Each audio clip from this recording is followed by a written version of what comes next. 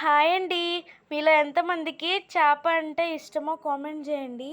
ఈ చేప పేరు వచ్చేసి రాగణి అంటండి. సో ఈరోజు మేమైతే చేప అయితే తెచ్చుకున్నాము. సో చేప అయితే ఫ్రై అయితే చేస్తున్నాము.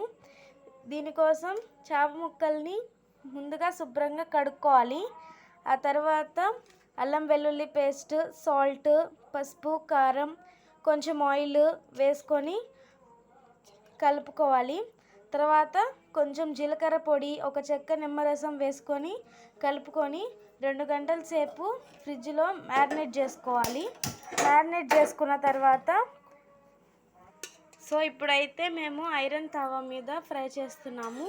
కొంతమంది డీప్ ఫ్రై చేసుకుంటారు కళాయిలో. సో మేము ఇప్పుడైతే ఐరన్ తవా మీద చేస్తున్నాము. 2 టేబుల్ స్పూన్స్ ఆయిల్ వేసుకోవాలి. ఆయిల్ హీట్ అయిన తర్వాత చూడండి ఆవిరి పొగ మొత్తం వస్తుంది. ఇప్పుడు ఒక చేప ముక్కని వేసుకోవాలి. స్పేస్ ఉంటే ఎన్నైనా వేసుకోవచ్చు. ఆయిల్ అనేది మనకి ఇంపార్టెంట్, లేదంటే చేప ముక్కలు అతుక్కుపోతాయి.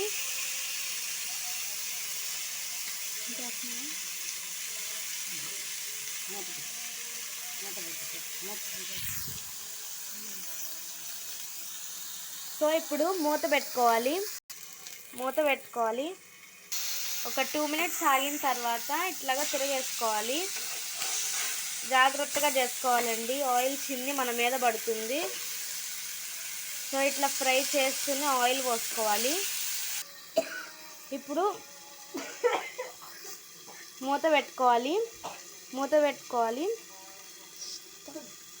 స్టవ్ మీడియం ఫ్లేమ్లోనే ఉండాలి.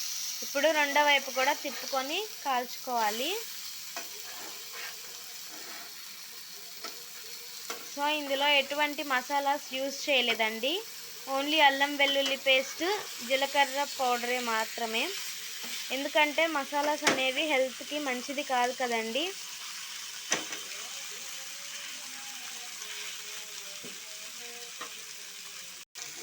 ఇప్పుడు రెండు వైపులా కాలే విధంగా టర్న్ చేసుకుంటూ కాల్చుకోవాలి జాగ్రత్తగా, ఆయిల్ అనేది చిందకుండా.